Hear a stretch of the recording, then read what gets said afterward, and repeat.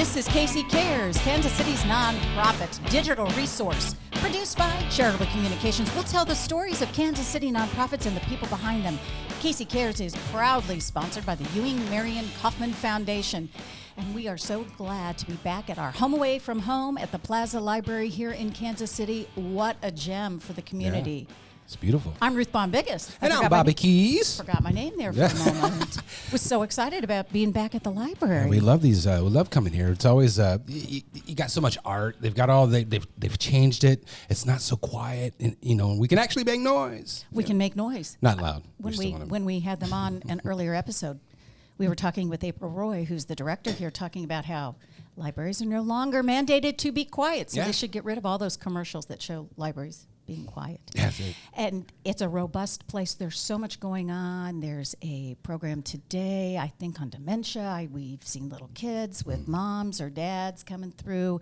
It's a great place. And in tune with that, our first guest even told me she comes here quite often with her kids, most of whom are grown up. We have the pleasure of having Dr. Sophia Khan with us Thank you for having me today. Yeah, and welcome. she is the founder and president of an organization called Kansas City, or KC, for Refugees. Yes. So glad to have you here. I'm so glad we sat at the same table at an event.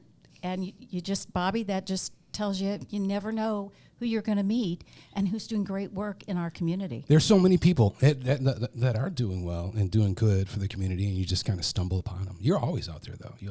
Well, you are too. It's like, when you're running your kids, and that's what happened with Dr. Khan and myself. We were at an event creating prayer flags under a banner of about 5 different nonprofits.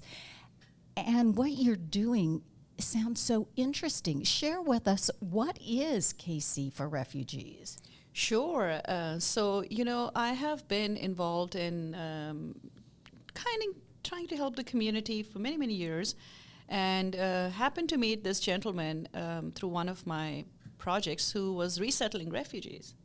And he said, if you want to help a group of people that really need help, and because I tell my friends I'm a part-time beggar. So I'm a full-time physician, but I also love to do fundraising for projects that touch my heart. So one of those projects led me to the agencies that were resettling refugees. And from there, I learned about when refugees are resettled in the city, the government, these are subcontracted agencies that resettle for the government, and they're required to provide them certain basic things that are, again, paid by the government as part of their resettlement, but that there are little gaps and holes in it.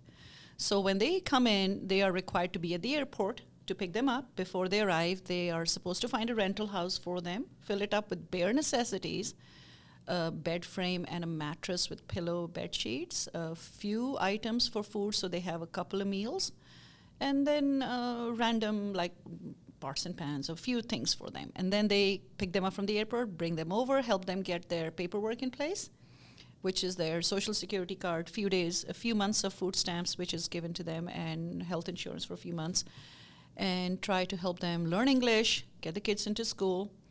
And by 90 days, you're supposed to be on your own. I'm out of here. 90 days. 90 days. 3 months. People who don't speak English. Wow. Coming to America. It's a very intimidating country even Absolutely. if you come. And so I realized that although they had some other, so these agencies get paid for the services. Refugees get paid a one-time about $900 and some dollars, might have gone up a little bit now, per individual refugee. So if you have 3 family members, 3 times, the money is in the hands of those agencies for 90 days. They tend to use up all that money for the services they provide and barely hand them any leftover cash. Now they're supposed to pay their own rent. Wow. He's supposed to have a job, and English kids should be in school, and everything should be set and done by then. We know it's not going to happen. Yeah.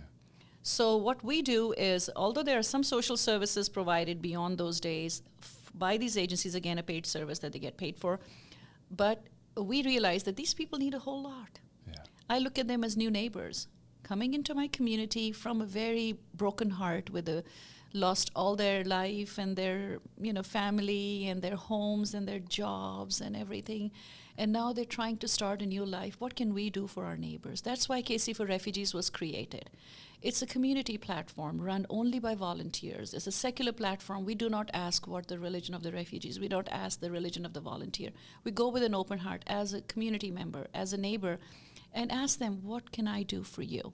When I visit them, I say, welcome to Kansas City. We are so blessed to have you. We love you, and we want you to be part of our community. And what can we do to make your life easy? We get mentors from the community to make them their friends, and they could just say, can you read me this paper that came from the kids' school? Or what do I do about this? Or what's a social security card? To all the way to finding them. Obviously, it's like a four-prong thing. You must have seen my mission statement. We wanted to... Share that with us. Yes. So when I created this platform, when the first Syrian refugee arrived, and I realized this gap and the resources available in our community that could be brought together, I created this nonprofit with the help of some of my friends from St. Andrew's Church and the Oasis, the Atheist Group, and all that. We all got together and we decided to start this nonprofit. And what it is its mission is, number one, to educate our own community. Who are these refugees? How do they end up here? What does the government, how are they screened? So anything related to educating our own community, we have to start with that. Open up the hearts first. And the second thing is to, obviously we find donations. We do find donations from the community and get it to the refugees, which could be anywhere from donated cars to washer dryers to smart TVs. They got to have the smart TV. No one wants your old box. Nobody wants with the pliers. The old box. Yeah, with they want the smart TV. The hanger on the top. Yeah, exactly. To get the station. So we have provided a lot of TVs and washer dryers and cars and clothing and kids stuff and pregnant, we do baby showers and we do all kinds of stuff. I just ended up a big winter drive. And so donation is one of them. Educating the community is one of them. The one mission is to bring the community close to them. What events can we do where our community is face-to-face with them? How can we provide that venues? So we work on those in many, many different ways. And advocacy. I am not a political person. I am always politically incorrect. But I realized I wanted to stay away from the politics of this. But, I was told that you can never be an activist without fighting for your cause. Yeah.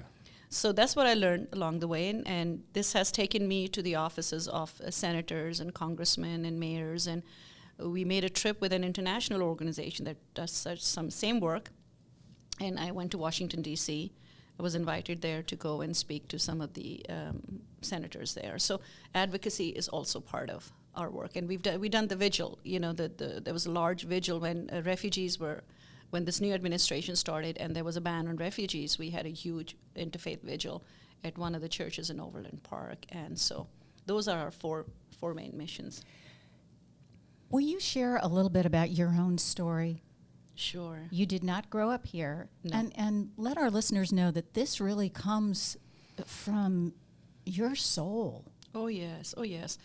I grew up in a very metropolitan city in Pakistan, in Karachi, which is ocean is very close to us, and it's a very large, very diverse community. And we are not segregated there. So we lived in a very elite neighborhood, but right next to us was the ghetto. Everybody from there used to come and work for most of these people. They were our friends. We knew their stories. Every day, people would knock at our door and say, I'm hungry. Can you give me some food? Growing up a child there, looking at my mom and dad, that is the way humanity is supposed to be.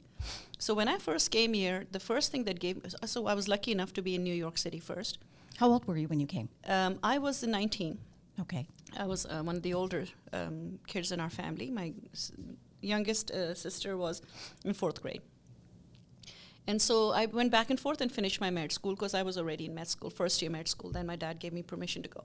So when I started my own life here in Kansas City, which my husband's residency brought us here, and we were newlyweds, the first thing that gave me a culture shock is, where are those people who are supposed to knock at my door and I'm supposed to help them? If I'm not helping anybody, my life is incomplete. I cannot just make money and be just buying stuff for myself. That felt so hollow inside. So I started asking, and I started getting pregnant one after another. I had 5 kids. There are 5 now. They are 5 now. So I I had to figure out a way to reach out. I said, there must be some poor people in the city. I cannot believe everybody in Kansas City is rich. So I started finding out who was helping who, where were these people, where did they live? And I said, I just don't want to give you money in donation, which I did initially when I was pregnant and baby. Then as soon as my kids got a little bit older, I said, I got to go to those places. I got to see these people. I got to hug them. I got to ask them, what can I do for you?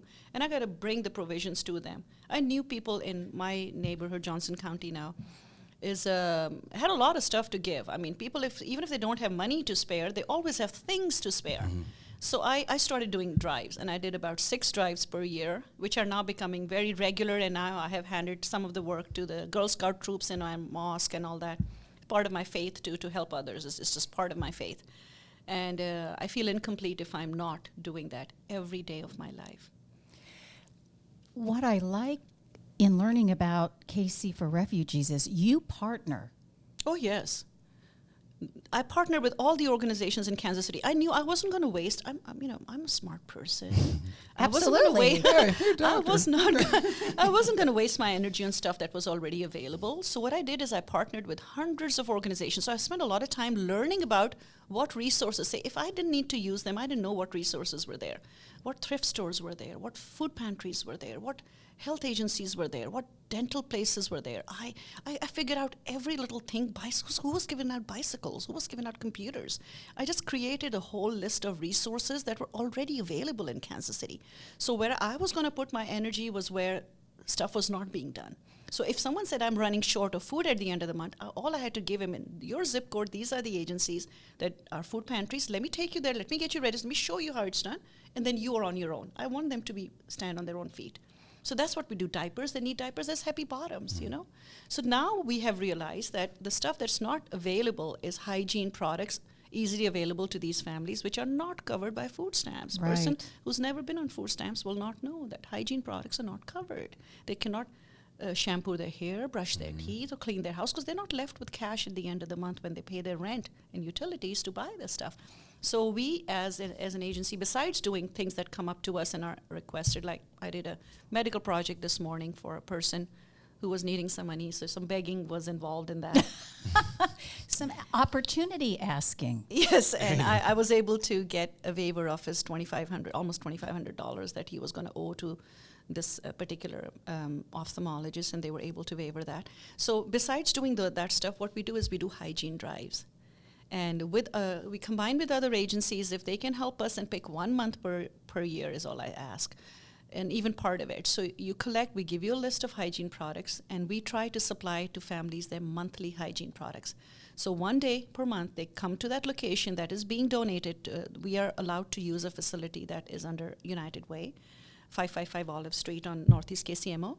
And we have a space there, use of space and an office space, and so what we do is we provide the list to the agencies, and anyone can request it through our website.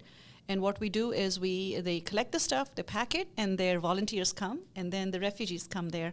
They line up, and we hand them their boxes, and the boxes have all their hygiene products and cleaning supplies for the whole month. So we do that every month. That's unbelievable. Your website is kcforrefugees.org. And we are very active at the Facebook. We are more active on the Facebook. Which is KC, the number 4, Refugees. Yes. So there's any number of ways to get in touch with Dr. Khan. We have just a few minutes left. In dealing with the refugee population, I think there is a lot of fear of the other. How do you break that? And how can people be part of getting to know their neighbor? So that's where my education comes in. I give a lot of talks, sometimes hundreds of talks. Sometimes I take the refugees with me and they tell their stories. And the second part of our mission, which is to bring the two together. Once you spend an hour or some in their house with them, see their kids, get their cup of tea that they'll offer you, your heart will melt and something inside of you will change forever. Yeah. These people enrich your life more than what you give them. They give back to you. Yeah, I love them so much. I've met several families, and it's just like it's such a warm feeling, and I don't know if it's cultural. I think Yes, it is yes. obviously cultural, but it's just something that you don't see these days here, and it's such a nice thing to have. We They're need very more of it. thankful. Exactly. They're very They're thankful. so appreciative of They're so everything. appreciative. Yeah, yeah. And they don't ask you. You have to keep asking, Yeah. please ask me what you need. They are not beggars. They are very good people with strong egos, but they love the community for Yeah. giving them a second chance. I think they are very good citizens. So no matter where you stand on the political spectrum, Oh, yeah. these are human beings who are here in our community, and your organization helps us embrace and I helps get them, support from both sides of the aisle. I have to say that. I have which to is say wonderful, that. and, I always and the did. human thing to do. Oh, yes. People from both sides of the aisle open up their heart, their pocketbooks, and they are all supportive. I have to say that. So That's wonderful. we encourage you, get to know KC for Refugees. Get to know Dr. Khan. She's you. wonderful. And I'm sure if you would like her to come talk, she'll come talk. Yeah. Thank you once again. We'll be back.